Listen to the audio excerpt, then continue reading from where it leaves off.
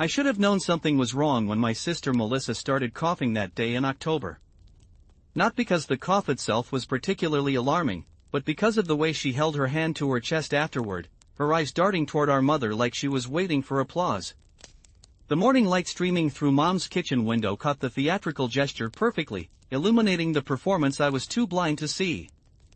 Mom set down her coffee cup with that familiar ceramic clink against the marble countertop. The sound echoed in the spacious kitchen of the house that had been in our family for 3 generations, the house that held so many memories, and the house that would soon become the center of everything falling apart. The aroma of French vanilla coffee mixed with the lingering scent of Mom's lavender hand soap, creating that specific smell I'd always associated with home. Now it makes me sick. "Honey, you should get that checked out," Mom said, her voice carrying that gentle concern that only mothers can master. She was 78 then, still sharp as a tack despite what would happen later, still wearing her reading glasses on that beaded chain I'd bought her for Mother's Day years before. The chain caught the light as she leaned forward, and I noticed how the morning sun highlighted the new lines around her eyes, the way age was quietly claiming her features. Melissa coughed again, deeper this time, and I watched from across the kitchen table as she pressed her lips together afterward, like she was trying to suppress something. Her auburn hair, always perfectly styled even first thing in the morning, fell across her face as she doubled over slightly. The performance was so subtle, so expertly crafted, that I actually felt guilty for the tiny voice in my head that whispered, "She's faking." "It's probably nothing," Melissa said, her voice carrying just the right amount of breathiness. "Just allergies, you know how they get in the fall." She straightened up and reached for her own coffee, her manicured nails clicking against the ceramic. Everything about Melissa was always perfectly maintained, her nails, her hair, her clothes, even the way she held her coffee cup with her pinky slightly extended. It was a habit that had annoyed me since childhood, that constant attention to appearances. The kitchen felt different that morning, though I couldn't put my finger on why. The same sunlight streamed through the same windows, illuminating the same copper pots hanging from the same wrought iron rack. The same Italian tiles felt cold beneath my bare feet. The same grandfather clock ticked its steady rhythm from the hallway. But there was something else in the air, something that made the familiar space feel foreign. Maybe it was the way Melissa kept glancing at Mom when she thought I wasn't looking. Maybe it was the slight tremor in Mom's hand as she lifted her coffee cup.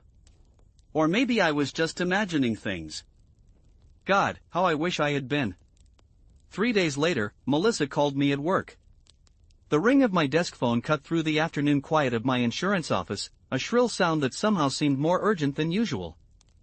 I almost didn't answer. I was deep in a claim file, trying to make sense of numbers that weren't adding up, ironically enough.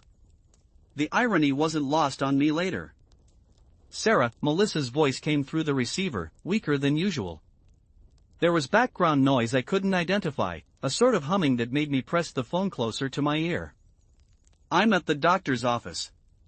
Can you meet me at Mom's after work? I need to talk to both of you." The line went quiet except for that humming sound. I could hear her breathing, shallow and quick, like she'd been running. The fluorescent lights in my office buzzed overhead, casting that harsh white light that made everything look washed out. Outside my window, October rain had started to fall, the drops creating rivulets down the glass that distorted the parking lot below. "Melissa? What did the doctor say?" Another pause. Longer this time. In the background, I could hear what sounded like a television, the murmur of daytime programming mixed with the rustle of papers and the distant sound of a door closing. The doctor's office, I assumed.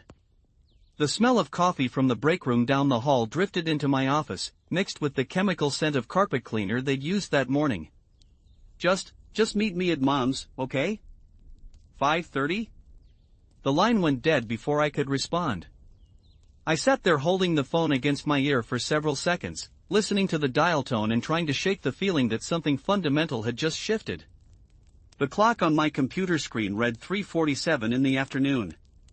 An hour and 43 minutes to go before I learned how quickly a family can unravel. I spent the rest of the afternoon distracted, making mistakes on simple calculations, misplacing files, jumping every time the phone rang. My supervisor, Janet, stopped by around 4:30 with a stack of forms that needed processing. "You okay, honey?" she asked, her voice carrying that slight southern drawl that became more pronounced when she was concerned. Janet had been with the company for 20 years, had seen me through my divorce, my father's death, and countless smaller crises. She had a way of reading people that came from decades of dealing with insurance claims and human tragedy. Just family stuff, I said, which wasn't exactly a lie. My sister had a doctor's appointment today. Janet's expression softened. She set the forms on my desk and leaned against the doorframe, her arms crossed. The afternoon light from the hallway created a silhouette around her generous figure, and I could smell her trademark perfume, something floral that she'd worn for as long as I'd known her. Well, you know what they say about worrying, she said. It's like a rocking chair, gives you something to do but doesn't get you anywhere. I tried to smile, but it felt forced. Thanks, Janet. I'll finish these first thing tomorrow? Course you will, honey. Take care of your family. The drive to Mom's house took exactly 17 minutes in traffic, a route I could navigate with my eyes closed. Down Maple Street past the elementary school where Melissa and I had learned to read, left onto Pine Avenue where the old Hendersons used to live before they retired to Florida, right onto Elmwood Drive where the houses got bigger and the lots got deeper. Mom's house sat at the end of a cul-de-sac, a colonial revival with white siding and black shutters, surrounded by oak trees that were just beginning to turn. Melissa's silver BMW was already parked in the driveway when I arrived. The rain had stopped, but the pavement was still wet, reflecting the early evening light in shimmering pools. The air smelled clean and sharp, that particular scent that comes after an autumn rain, mixed with the earthy odor of wet leaves. I could hear a dog barking somewhere in the distance and the low hum of traffic from the main road. I found them in the living room, sitting together on the burgundy sofa that had been Mom's pride and joy for 15 years. Mom had her arm around Melissa's shoulders, and they both looked up when I walked in. The room felt heavy with unspoken words, the kind of atmosphere that makes you want to whisper or hold your breath. The familiar sense of Mom's house, lavender potpourri, old books, the lingering aroma of whatever she'd had for lunch, seemed muted somehow, like they'd been dampened by whatever news Melissa had brought. There you are, sweetheart, Mom said, her voice carrying a brightness that seemed forced. Come sit down. The leather chair across from the sofa creaked as I settled into it, the sound unnaturally loud in the quiet room. Through the front windows, I could see the neighbors' houses beginning to glow with interior lights as darkness crept in. Mrs. Patterson was walking her little terrier, the same evening routine she'd maintained for years. Everything looked normal from the outside. Melissa's eyes were red-rimmed, though whether from crying or something else, I couldn't tell. She'd changed from whatever she'd worn to the doctor's office into yoga pants and an oversized sweater, the kind of comfortable clothes she usually reserved for weekends. Her hair was pulled back in a loose ponytail, and for once, she wasn't wearing makeup. She looked younger somehow, more vulnerable. The doctor ran some tests, she began, her voice barely above a whisper. Blood work, chest x-rays, some other things. She paused and reached for Mom's hand. He found something. The grandfather clock in the hallway chose that moment to chime the half hour, 5:30 exactly. Each dong seemed to hang in the air longer than usual, marking time like a countdown to something I didn't want to hear. Mom's breath caught, just a slight intake, but I heard it clearly in the silence that followed. What kind of something? I asked, though part of me didn't want to know. Melissa looked down at her hands, still intertwined with Mom's. Her nails were shorter than usual, I noticed, and she wasn't wearing the ring she typically never removed. When she looked up again, her eyes were bright with unshed tears. Lung cancer, she said. Stage 3. The words hit the room like stones dropped into still water, creating ripples that seemed to spread outward and encompass everything. Mom made a sound that was half gasp, half sob, and pulled Melissa closer. The leather of my chair creaked as I leaned forward, my mind struggling to process what I'd just heard. Lung cancer? But you don't smoke. You've never smoked. That's what I said. Melissa's voice was getting stronger, like she was warming to her topic. Dr. Morrison said it happens sometimes. Environmental factors, genetics, just bad luck. She shrugged, a gesture that seemed to encompass the unfairness of the universe. He wants to start treatment right away. Chemotherapy, radiation, maybe surgery depending on how I respond. Mom was crying now, soft tears that she wiped away with the back of her hand. The sound of her sniffling mixed with the steady tick of the grandfather clock and the distant hum of the refrigerator in the kitchen. Outside, a car door slammed, and someone's dog started barking again. "What's the prognosis?" I heard myself ask, my voice sounding strange and far away. "Dr. Morrison says if we're aggressive, if we catch it early enough." Melissa's voice trailed off. 50-50 chance. Maybe better. 50-50. The words hung in the air like smoke.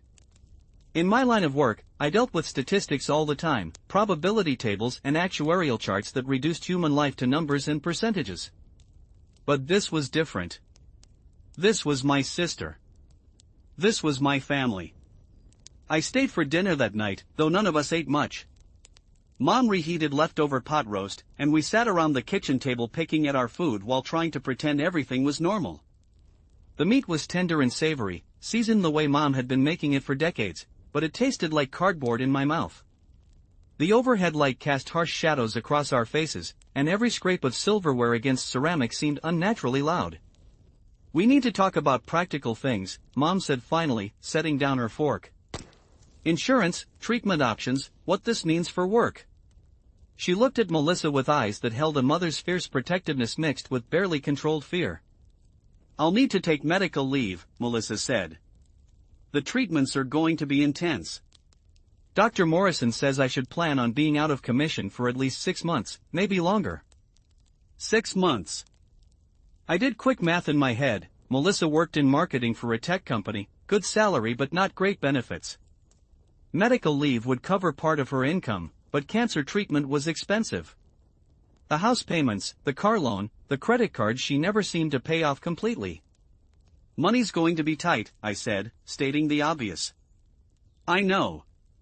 Melissa pushed her food around her plate, creating small mounds of carrots and potatoes. "I've been thinking about selling the condo." "Absolutely not," Mom said immediately. "You're not selling anything. If you need help with expenses, we'll figure it out."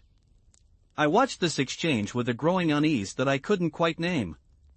It wasn't about the money, our family had always helped each other through tough times. It was something else, something in the way Melissa's eyes flickered when she mentioned selling the condo, the way she seemed to be gauging Mom's reaction. The next few weeks blurred together in a haze of doctor's appointments and treatment consultations. I drove Melissa to most of them, since she said the medications were making her dizzy and she didn't trust herself behind the wheel. We'd sit in sterile waiting rooms that smelled like disinfectant and anxiety, surrounded by other people dealing with their own medical crises. The magazines were always months old, and the television in the corner seemed to be perpetually tuned to game shows or soap operas. Dr. Morrison was a tall man with graying hair and the kind of gentle bedside manner that probably took years to perfect. His office was filled with diplomas and certificates, and he had a habit of steepling his fingers when he talked about treatment options. He explained things in terms I could mostly understand: tumor size and staging, chemotherapy protocols, radiation schedules. Melissa took notes in a small notebook, writing in the careful script she'd perfected in high school. "The important thing," Dr. Morrison said during one appointment in early November, "is to stay positive. Attitude plays a bigger role in recovery than most people realize." Melissa nodded seriously, her pen poised over her notebook. "What about alternative treatments? I've been reading about experimental therapies." "We can discuss those options if the traditional approach isn't as effective as we'd like," Dr. Morrison said. "But let's focus on proven treatments first. The combination we've outlined has shown excellent results in cases like yours." Cases like yours. I wondered how many times Dr. Morrison had said those words, how many families had sat in these same chairs hearing the same careful optimism. The office felt cold despite the warm temperature, and I found myself noticing details I'd ignored before: the way the afternoon light slanted through the blinds, the soft whoosh of the ventilation system, the distant sound of phones ringing in other parts of the medical building. After that appointment, I drove Melissa to Mom's house for dinner. It had become a routine: medical appointments followed by family meals, as if sharing pot roast and green beans could somehow hold the cancer at bay. Mom had started cooking Melissa's favorite foods, things she hadn't made in years. Chicken and dumplings, homemade apple pie, the chocolate chip cookies Melissa had loved as a child. You're going to spoil her, I teased Mom one evening as we cleaned up dishes in the kitchen. Outside the window above the sink, darkness had already fallen, and the yard lights cast long shadows across the back lawn. She deserves spoiling, Mom replied, but there was something in her voice I couldn't quite identify. After everything she's going through. Everything she's going through. The phrase stuck with me as I drove home that night. My sister was facing cancer, chemotherapy, an uncertain future. She deserved all the support and spoiling we could give her. So why did I feel like something was off? It started with small things. Inconsistencies that I might have ignored if I hadn't been spending so much time with Melissa during her appointments and treatments. The way she seemed to know exactly what to say when doctors asked about her symptoms. The way she never seemed to lose weight despite claiming the chemotherapy was making her too sick to eat. The way her hair remained thick and shiny even though she'd started chemotherapy 3 weeks earlier. I mentioned the hair thing to Mom during one of our phone calls in mid-November. Some people don't lose their hair right away, Mom said, her voice slightly defensive. Everyone responds differently to treatment. I know, I just thought. Sarah, your sister is fighting for her life. The last thing she needs is skepticism from her own family. The rebuke stung, partly because it was delivered in the patient tone Mom used when she thought I was being unreasonable, and partly because I was starting to doubt my own instincts. Maybe I was being paranoid. Maybe the stress of watching my sister battle cancer was making me imagine problems where none existed. But the doubts kept growing. I started paying closer attention during the medical appointments. Melissa had a way of answering the doctor's questions that seemed almost rehearsed, as if she'd studied the right responses. When Dr. Morrison asked about her energy levels, she'd pause for exactly the right amount of time before saying she was managing, but it's hard. When he inquired about nausea, she'd press her hand to her stomach and grimace slightly, but never to the point of seeming overdramatic. The performance was flawless, which was what made it so unsettling. In December, Mom called me at work on a Tuesday afternoon. The December light filtering through my office window was weak and gray, and the first snow of the season was beginning to fall in lazy flakes that melted as soon as they hit the pavement. I need to talk to you about something, Mom said, her voice carrying a weight that made me set down my pen and give her my full attention. What's wrong? Is it Melissa? No, well, yes. Sort of. Mom paused, and I could hear her breathing on the other end of the line. I've been thinking about the future, about what happens if. She trailed off, unable to finish the sentence. Mom? I've been talking to my lawyer about updating my will. The words hung between us like a bridge I wasn't sure I wanted to cross. Mom had always been practical about estate planning. She'd updated her will after Dad died 5 years earlier, making sure everything was clearly outlined and legally sound. But she'd never felt the need to discuss the details with Melissa and me. We'd always assumed everything would be split equally between us, the way it had been with our grandparents and the way most families handled these things. Okay, I said carefully. What kind of updates? Well, with Melissa's medical expenses, and the uncertainty about her prognosis. Mom's voice got quieter, like she was sharing a secret. I think it makes sense to leave her a larger portion. She's going to need more help, especially if the treatments don't work. The office around me seemed to fade away as I processed what she was saying. The sounds of keyboards clicking and phones ringing became muted background noise. The snow outside was falling harder now, coating the cars in the parking lot with a thin layer of white. How much larger? I asked. I was thinking 70-30. The house would go to Melissa, along with most of the savings and investments. You'd get the rest, of course, and some of Dad's things that I know are important to you. 70-30. I did quick calculations in my head. The house alone was worth at least $400,000, and Mom's savings and investment accounts added up to another $300,000 or so. Under the original will, Melissa and I would have each inherited roughly $350,000. Under the new arrangement, Melissa would get close to $500,000, and I'd get around $200,000. Sarah? Are you still there? I'm here, I said. It's a lot to process. I know it seems unfair, Mom said, her voice carrying the apologetic tone she'd used when she had to cancel plans or disappoint someone. But Melissa's going to have ongoing medical expenses, and if she can't work. I understand, I interrupted, though I wasn't sure I did. It makes sense, Mom. Melissa needs the security. We talked for a few more minutes about practical details, when she planned to meet with the lawyer, whether she wanted me to be involved in the process, but I was only half listening. Part of me was trying to reconcile the logical arguments Mom was making with the growing suspicion that had been gnawing at me for weeks. Another part of me was ashamed for even having those suspicions when my sister was fighting cancer. That evening, I called my best friend Kate to talk through my feelings.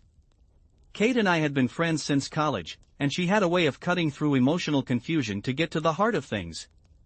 I found her at home making dinner for her family, and I could hear the sounds of domestic chaos in the background, kids arguing, pots clanging, a television turned up too loud. "Hold on," Kate said. "Let me get somewhere quieter." I heard a door close, and the background noise faded. "Okay, what's going on?" I told her about Mom's call, about the will changes and Melissa's medical expenses. Kate listened without interrupting, making occasional sounds of sympathy or understanding. When I finished, there was a pause before she responded. "That's tough," she said finally. "How are you feeling about it?" "Guilty for even questioning it," I admitted. "Melissa's sick, Kate. She might die. What kind of person resents their dying sister getting a bigger inheritance?" "A human person," Kate said gently. "It's natural to have complicated feelings about this stuff, especially when there's so much money involved." "But Sarah, can I ask you something?" "Of course." "Are you sure Melissa is as sick as she says she is?" The question hung in the air like a live wire, dangerous and electric. It was the same question I'd been asking myself for weeks, but hearing it from someone else made it real in a way that scared me. "What do you mean?" "I mean, you've been to all these appointments with her, right? You've seen the test results, talked to the doctors?" I thought about it, really considered what I'd actually witnessed versus what I'd been told. "Well, no. I mean, I've been in the waiting rooms, but she always goes into the examination rooms alone. Says she doesn't want people hovering over her, that she needs to maintain some independence." "And you've never seen any actual test results or medical records?" The question hit me like cold water. In all the weeks of appointments and treatments, I'd never seen a single piece of paper with Melissa's name on it. No lab results, no treatment schedules, no insurance paperwork. She'd shown me the business card for Dr. Morrison's office, but that could have been picked up by anyone. "Kate, what are you suggesting?" "I'm not suggesting anything," Kate said quickly. "I'm just asking questions. Maybe there are perfectly reasonable explanations for everything. But if I were in your position, I think I'd want to see some documentation." After we hung up, I sat in my living room staring out at the snow, which was coming down harder now. The streetlights created cones of illumination filled with swirling flakes, and the world outside looked clean and peaceful. Inside my head was anything but peaceful. I spent the next week conducting my own quiet investigation. I called Dr. Morrison's office, claiming to be Melissa's sister and saying I needed to confirm some insurance information for my records. The receptionist was polite but firm. She couldn't discuss any patient information without written authorization from Melissa herself. I drove by the medical building where Dr. Morrison's office was supposed to be located, the address I'd memorized from the business card. The building was real, and there was indeed a Dr. Morrison listed in the directory. But when I looked up his practice online, I found that Dr. Morrison was a dermatologist, not an oncologist. My hands were shaking as I sat in my car in the parking lot, staring at the building where my sister had supposedly been receiving cancer treatment for 2 months. The December wind whistled around the car, and I could feel the cold seeping in despite the heater running at full blast. Everything was starting to make horrible sense: the lack of visible side effects, the rehearsed responses to medical questions, the convenient timing of the diagnosis just before Mom started talking about updating her will. But I still needed proof. The opportunity came 2 weeks later, just after New Year's Day. Melissa had mentioned that she had a treatment appointment on a Thursday afternoon, and I'd offered to drive her as usual. But that morning, she called to say she was feeling well enough to drive herself, that she was tired of being dependent on other people. I need to start taking control of my life again, she said, her voice carrying a determination I hadn't heard in months. Even if it's just driving to a doctor's appointment. I wished her luck and told her to call if she needed anything. Then I called in sick to work and drove to the medical building to wait.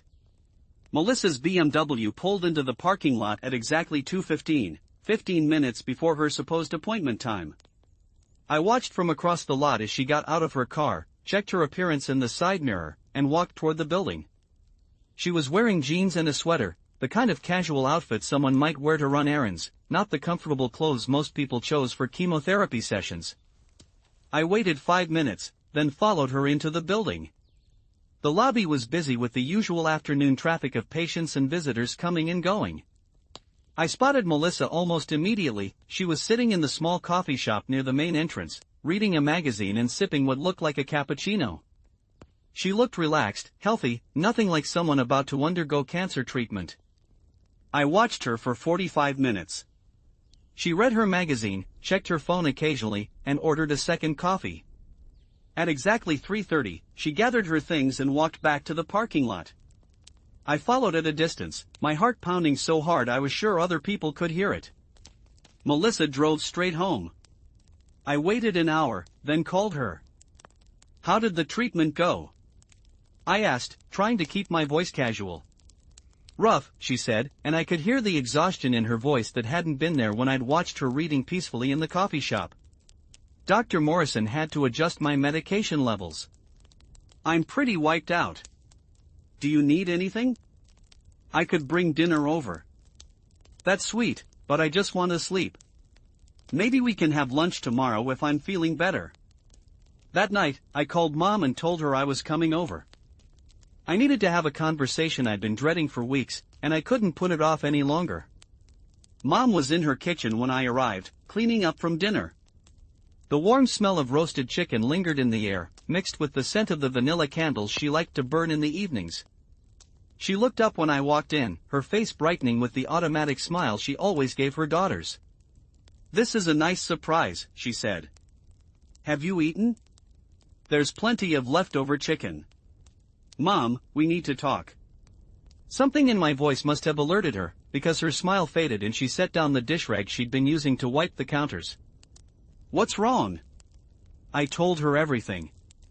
My suspicions about Melissa's diagnosis, the inconsistencies I'd noticed, my research into Dr. Morrison, and finally, what I'd witnessed that afternoon at the medical building. Mom listened without interrupting, her face growing paler with each detail.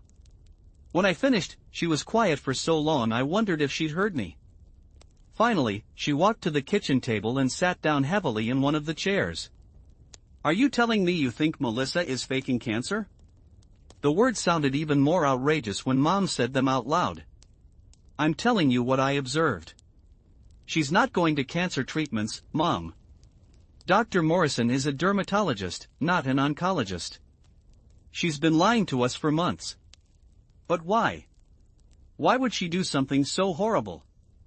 I thought about the timing of everything, the diagnosis coming just as Mom started thinking about estate planning, the emphasis on medical expenses and financial need, the convenient symptoms that never seemed to have physical manifestations. "The inheritance," I said quietly. "She found out somehow that you were thinking about updating your will, and she saw an opportunity." Mom's face went through a series of emotions, disbelief, anger, heartbreak, and finally, a kind of resigned sadness that was harder to watch than tears would have been. "What are we going to do?" she asked. "We're going to confront her. Together. And we're going to make her tell us the truth." We arranged to meet Melissa for lunch the next day at her favorite restaurant, a little bistro downtown that served overpriced salads and artisanal sandwiches. Melissa arrived 15 minutes late, apologizing profusely and claiming that the chemotherapy was making her lose track of time. She was wearing makeup and jewelry, her hair was perfectly styled, and she looked healthier than she had in months. "You look good," I said as she settled into her chair across from Mom and me. "Thanks. I'm having a good day." Dr. Morrison says that's normal, the treatment hits everyone differently. The server brought menus and took our drink orders. Melissa ordered a glass of white wine, which struck me as odd for someone supposedly battling nausea from chemotherapy. Mom and I exchanged glances across the table. Melissa, Mom said once the server had left, we need to ask you some questions about your treatment. What kind of questions? Melissa's voice remained casual, but I caught the slight tightening around her eyes. Can you show us some of your medical records? I asked. Insurance paperwork, treatment schedules, lab results? I've been handling some insurance claims at work for cancer patients, and I'd like to understand what you're dealing with. Melissa's fork paused halfway to her mouth. Why would you need to see my medical records? Because we want to help, Mom said. We want to understand what we're dealing with so we can make sure you're getting the best possible care. The restaurant around us continued its normal lunch rhythm, conversations at other tables, the clink of silverware against plates, the soft jazz playing through the sound system. But at our table, the silence stretched until it became uncomfortable. I don't have them with me, Melissa said finally. And honestly, I don't really want to share every detail of my medical situation. Can't you just trust me? We did trust you, I said. 4 months. But yesterday I followed you to your supposed treatment appointment, and you spent the entire time sitting in a coffee shop reading magazines. The color drained from Melissa's face, but she recovered quickly. I felt too sick for treatment. They sent me home. Then why did you tell us it went fine?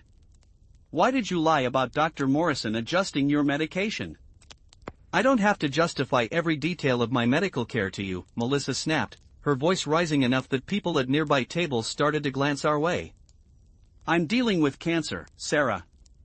Sometimes I don't want to burden the family with every setback. Mom reached across the table and took Melissa's hand. Honey, we looked up Dr. Morrison. He's a dermatologist. The words hung in the air like an accusation. Melissa stared at Mom for several seconds, her mouth opening and closing like she was trying to find words that wouldn't come. Finally, she pulled her hand away and pushed back her chair.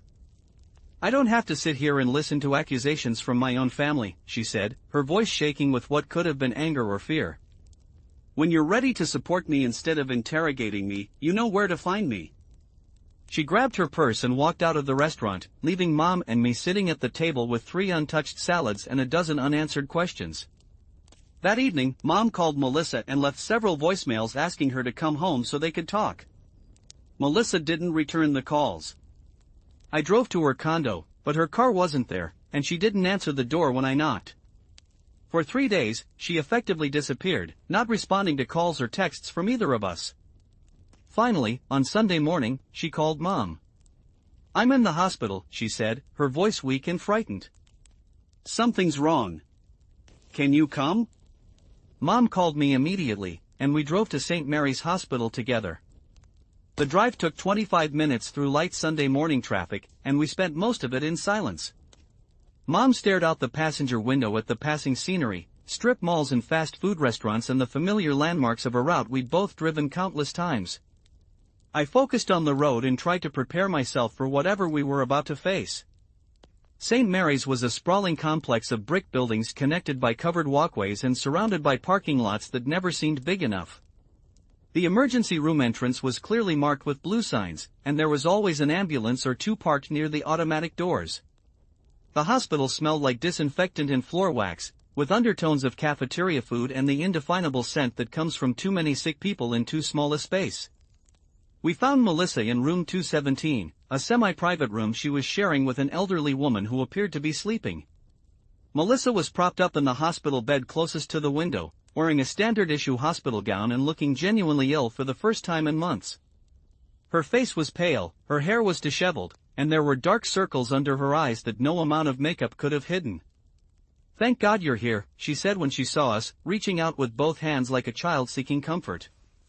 Mom rushed to her bedside and took her hands, examining her face with a mother's practiced eye for signs of serious illness. What happened? What's wrong? I started having chest pains yesterday, Melissa said, her voice barely above a whisper. Really bad ones, like something was crushing my ribs. And I couldn't breathe properly. I thought maybe it was side effects from the chemotherapy, but it kept getting worse.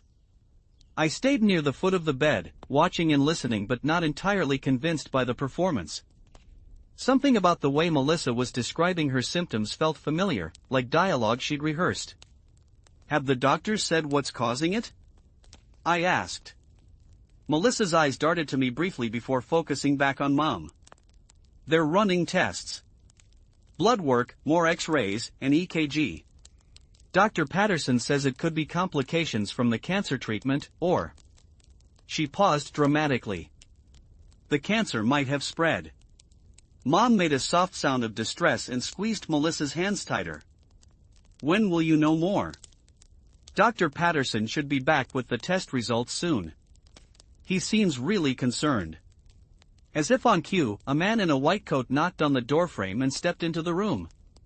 He was younger than I'd expected, probably in his early 40s, with dark hair and the kind of tired eyes that suggested he'd been working long shifts. His name tag identified him as Dr. James Patterson, Internal Medicine. "Miss Chen," he said to Melissa, then nodded to Mom and me. Are these the family members you mentioned? Yes, my mother and my sister. They have my permission to hear whatever you need to tell me. Dr. Patterson pulled up a chair next to the bed and opened the chart he'd been carrying. "I have your test results," he said, his voice carrying the careful neutrality that doctors use when delivering potentially bad news. The good news is that your EKG and blood work are completely normal. Your chest X-ray shows no signs of any abnormalities. I felt something cold settle in my stomach. No abnormalities at all? That's right. No signs of tumors, no fluid buildup, no indication of any kind of pulmonary complications. Dr. Patterson looked directly at Melissa. Miss Chen, I need to ask you some questions about your medical history.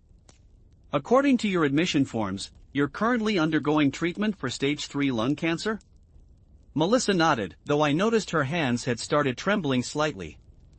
Which oncologist are you working with? Dr. Morrison.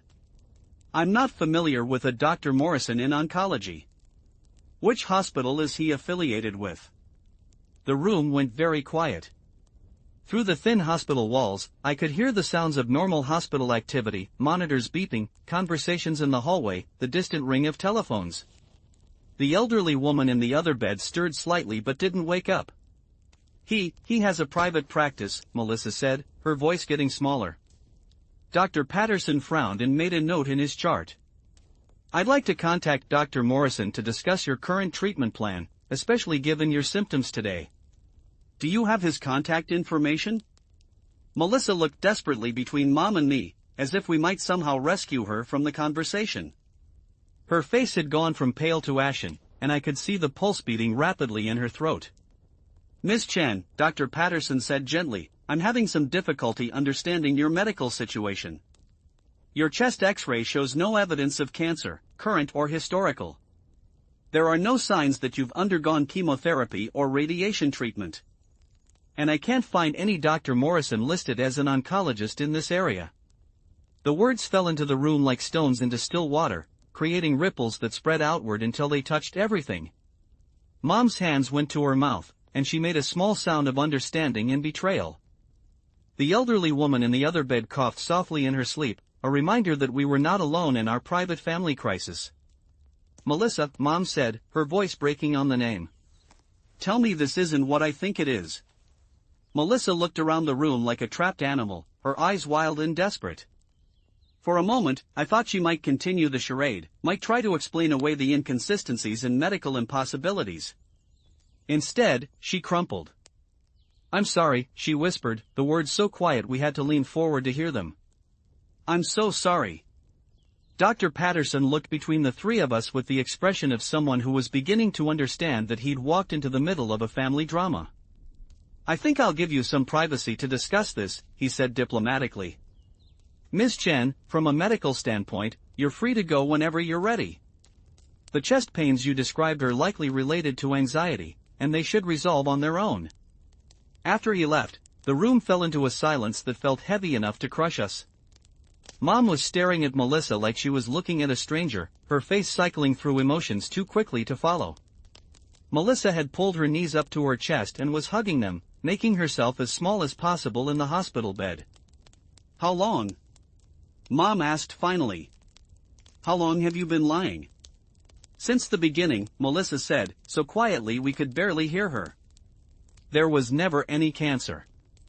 There was never any Dr. Morrison. I made it all up.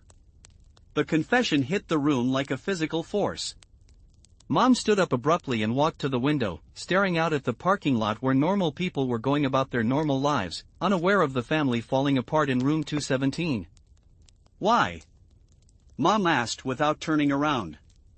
Because I needed the money, Melissa said, her voice stronger now that the secret was finally out. I'd been drowning financially for years. Credit card debt, the mortgage on the condo, car payments. When you started talking about updating your will, I saw an opportunity. So you decided to fake cancer? I could barely believe I was saying the words. It wasn't supposed to go this far, Melissa said, tears streaming down her face now.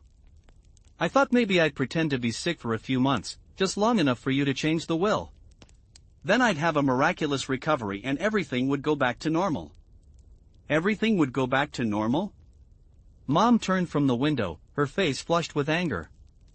You let me think you were dying, Melissa. You let me spend months planning for your funeral. You watched me cry myself to sleep worrying about losing another child. The reference to our father hit like a slap. Dad had died suddenly of a heart attack 5 years earlier, and Mom had barely recovered from that loss. The idea that Melissa had deliberately put her through that kind of anguish again was almost incomprehensible. I know how terrible it sounds, Melissa said. But I was desperate. I was going to lose everything. So instead you decided to steal from your own family, I said, surprised by the coldness in my own voice. You manipulated Mom's grief and fear to try to cheat me out of my inheritance. It's not like you need the money, Melissa snapped, some of her old defiance returning. You have a steady job, a house that's paid off. I've been struggling for years while you've been comfortable. That doesn't give you the right to lie and manipulate and steal, Mom said, her voice shaking with rage. That doesn't give you the right to put us through hell. The argument that followed was ugly in the way that only family arguments can be. Months of suppressed suspicion and carefully maintained lies came pouring out in accusations and recriminations. Melissa tried to justify her actions by talking about financial pressure and mental health struggles. Mom and I pointed out that there had been other options, legal and honest ways to ask for help.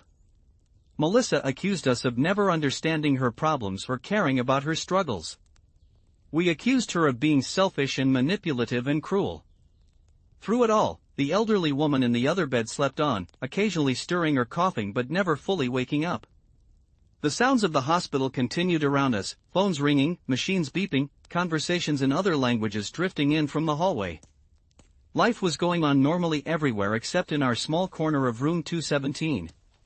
Eventually, we ran out of words. The anger and hurt and disappointment filled the space between us like a toxic fog, making it hard to breathe and impossible to think clearly. Mom had stopped crying and had moved into the cold, distant place she went when she was truly angry. Melissa had wrapped her arms around herself and was rocking slightly, like a child trying to self-soothe. What happens now? Melissa asked finally. Mom looked at her for a long time before answering. Now you get dressed and go home. And tomorrow you start figuring out how to clean up this mess. What about the will? What about it? Are you still going to change it? The question hung in the air like smoke from a fire that was still burning. Mom's face went through several expressions before settling into something that looked like profound sadness. Melissa, you just confessed to months of elaborate lies designed to steal from your own family. What do you think? Melissa started crying again, the kind of desperate sobbing that comes from finally understanding the full consequences of your actions. Please, Mom. I'm sorry. I know I messed up, but I'm still your daughter. Yes, you are still my daughter, Mom said quietly. But I don't know if I can trust you anymore. And I don't know if I want to. We left Melissa in the hospital room to get dressed and check herself out. Mom and I walked to the parking lot in silence, both of us too emotionally exhausted to process what had just happened. The January air was cold and sharp, carrying the smell of snow and car exhaust. The sky was overcast, promising more winter weather to come. I feel like such a fool, Mom said as we reached the car. We both believed her because we loved her, I said. That doesn't make us fools. Doesn't it? All those months of worrying, all those sleepless nights wondering if I was going to lose another child. And it was all fake. All of it. I didn't have an answer for that. We drove home through the gray January afternoon, both of us lost in our own thoughts. The familiar route that we traveled together just hours earlier now felt different, like we were seeing it through new eyes. Everything looked the same, but something fundamental had changed. The landscape of our family had shifted, and I wasn't sure we'd ever be able to find our way back to where we'd started. That evening, Melissa called Mom to apologize again. I was at Mom's house when the call came in, and I listened to one side of a conversation that was stilted and awkward, full of long pauses and careful words. I understand that you're sorry, Mom said at one point. But sorry doesn't undo months of lies, Melissa. Sorry doesn't give me back the sleep I lost or the tears I cried. When Mom hung up, she looked older than she had that morning. The events of the day had carved new lines around her eyes and mouth, adding years in the span of a few hours. She wants to come over tomorrow to talk, Mom said. Do you want to see her? I don't know. Part of me never wants to see her again. Part of me wants to understand how she could do this to us. Mom sat down heavily in her recliner, the same chair where she'd sat to read bedtime stories when Melissa and I were children, where she'd waited up for us to come home from dates, where she'd held us both when Dad died. What are you going to do about the will? Nothing.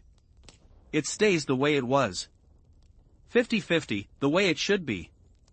I nodded, though I wasn't sure how I felt about that. Part of me was relieved that Melissa's deception hadn't succeeded in changing Mom's estate planning.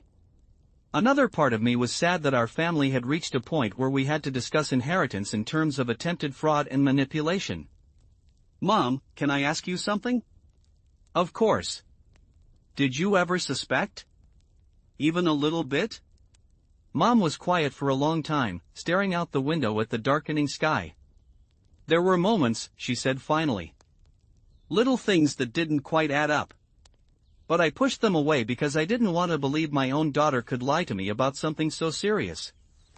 I kept telling myself I was being paranoid. Maybe we were both willfully blind, Mom said. Maybe it was easier to believe the lie than to face the possibility that someone we loved could be capable of something so cruel. The next day, Melissa came to Mom's house. I wasn't there for that conversation, but Mom told me about it later. Melissa had apologized profusely and tried to explain her actions in terms of desperation and mental health struggles. She'd promised to get counseling and to find ways to address her financial problems honestly. She'd begged for forgiveness and asked for a chance to rebuild the trust she'd destroyed. What did you tell her? I asked. I told her that forgiveness and trust are two different things, Mom said. I can forgive her because she's my daughter and I love her. But trust has to be earned, and she has a long way to go before I can trust her again. In the weeks that followed, our family tried to figure out how to move forward. Melissa did start seeing a counselor, and she began the process of addressing her financial problems through legal means, consolidating debt, talking to creditors, considering bankruptcy if necessary. She called Mom and me regularly, trying to maintain some kind of relationship despite everything that had happened. But things were different now. Conversations that had once been easy and natural now felt forced and awkward. Family gatherings became tense affairs where we all tried to pretend everything was normal while carefully avoiding topics that might lead to arguments. The easy trust and affection that had characterized our family relationships for decades was gone, replaced by a wariness that colored every interaction. Mom aged visibly in the months following Melissa's confession. The stress of discovering her daughter's deception, combined with the ongoing tension of trying to rebuild their relationship, took a toll that was impossible to ignore. She seemed smaller somehow, more fragile, as if the betrayal had actually physically diminished her. I found myself caught between anger at Melissa for what she'd done and pity for the obviously self-destructive spiral she'd been in. Part of me wanted to cut her out of my life entirely, to treat her actions as unforgivable and move on without her. Another part of me remembered the sister I'd grown up with, the person who taught me to ride a bike and had stayed up all night with me when I'd had my heart broken in high school. By summer, we'd settled into an uneasy truce. Melissa was working 2 jobs to address her financial problems and seeing her counselor twice a week. She and Mom talked regularly, though their conversations remained somewhat formal and cautious. She and I had lunch once a month, awkward meals where we carefully avoided discussing anything too personal or emotionally charged. It wasn't the family we'd been before, and it probably never would be again. The trust that had been broken couldn't be simply repaired, and the hurt that had been caused couldn't be easily forgotten. But it was a family of sorts, held together by shared history and stubborn love and the recognition that sometimes forgiveness is a choice you make rather than a feeling you have.